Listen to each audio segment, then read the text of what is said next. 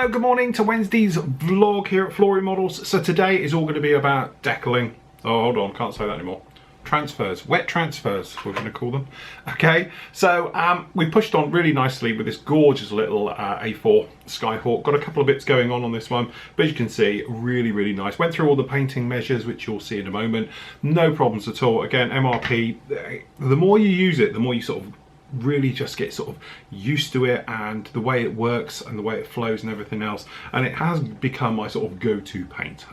But fear not, I know a lot of you have said about, you know, acrylics and stuff like that. I've got tons of it, and you know me, I'm quite frugal. I don't throw things away, so I will end up using them. So just because this particular build we're using MRP, don't think that's going to be it for every single build from now on. I am going to be going back to acrylics, especially when we're going to be doing things like the armour, because whilst lacquers and enamels are great, when you want to do certain weathering like chipping effects and scuffing and stuff like that, it's easier to work with a softer material. So from our point of view, working with something like, you know, an acrylic, especially the Vallejo stuff, is really nice for it, but generally just Tamiya and stuff. So everything has its place in the hobby. So don't think just because, you know, one person uses one thing, that's all they do. Certainly if they're like me, I have them all here and I do use them all. So, you know, it's a bit like having oil paints and using oil washes against using, you know, standard acrylic washes or ink washes or clay washes. Just depends on which scenario works best for that type of thing. And with this particular guy, the reason I went down with the MRPs is I wanted to have a go to see what they're like gull grey and they're off-white, because it's not just pure white. And I said it yesterday, when I tend to do like, you know, normal sort of navy stuff undersides, I usually just use a little bit of XF2 with a drop of buff in it just to knock it off white, which I tend to do with all whites and blacks, as you know anyway. So working with that particular one on here, it's come along and it's worked really well. Now you've got the red going on there, just need to put the other one on.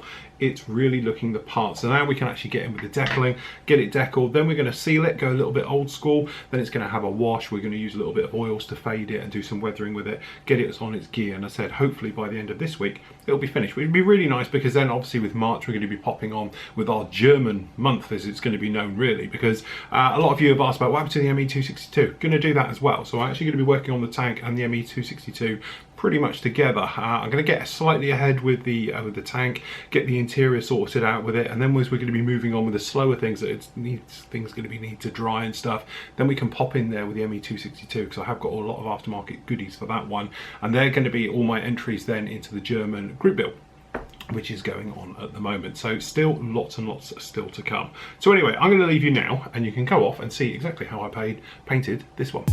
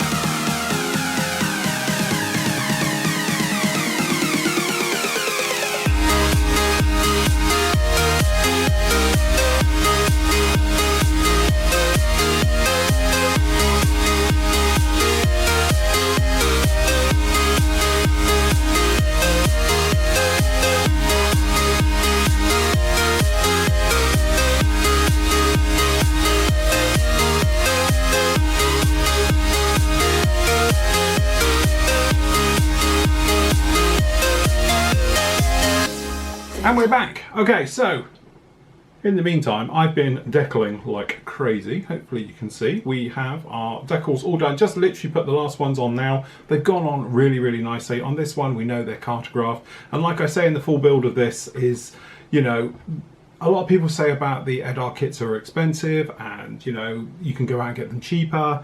But boy, one of the big selling points for me is the decals. You know, you've got beautiful, fantastic decals in there. They're done by Cartograph and they just go down flawlessly, and I've never had a problem with them. And also the choices you get, which admittedly, yeah, you could say, well, you're going to get leftovers all that lot, but it's always handy for the spares box as well. And certainly you could come back, go and get just the normal scooter, and then that way you can use it for, you know, a different type of model, in different markings, things like that if you wanted to. But generally it's worked exceptionally well. I don't know actually how this is going to work if we go into manual focus. There we go. But as you say, she's worked really, really well. One of the things I did do is I've spoken about quite at length the problem that a lot of people have with the vortex generators. Okay, so obviously you get them where they're trying to fit in and go along. They're still snuggling down on there, they're going down there, but I talk about how to get those to sort of behave and fit down there and to go into a nice place. Oh, well, the camera's picking that up, but generally that's the thing with that one. But it is coming along very, very nicely. No problems with it at all. You can see absolutely beautifully done. So the thing is with that one, what I'm hoping the camera will refocus.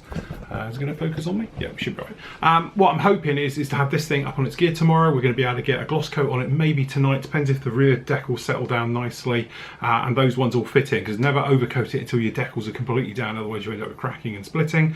If it has gone down, then I say I'll get it done. We'll get it the weathering wash over it tomorrow, get it onto its gear, get the gear fitted onto it and really push on. And so hopefully by the end of the week we'll be in a really good position with that one. So part 2 of that is up with you right now. You can go off and see that one. I haven't had time to get the full editing done on the other bits and pieces that we're doing. The A10 needs to be finished yet, and I need to finish off the editing on the B17. But as you know, decaling is one of those things, it takes absolutely forever to get going and then to sort of get in a roll with it. And then when you do, this one's quite complex, you've got various things on there. So I literally have spent best part of all day just getting that one done. But it has been worth it. It's coming together, and I say we'll have this thing done by the end of the week. And then next week, which will be a new month, we'll be moving on with everything else.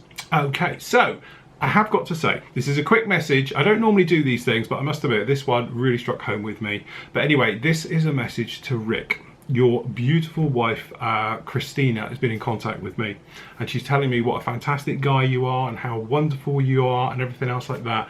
And she just wanted to let you know how much she loves you and how much you mean to her, and everything else like that. And she's not going anywhere without you, so don't worry about a thing. All right, mate? So you two, make sure you get it together. You're going to be absolutely fine. Live long and prosper and all the rest of it like that. You're going to be great. So that's it from me. As I say, part 2 is up with you now. Say tomorrow I'm going to get the review up there. We're going to get the last part of the A10 up with you, and then hopefully you'll get another part of this on Friday as well, as we make our way towards the end of the month. So till tomorrow, everybody, happy modelling. Take care.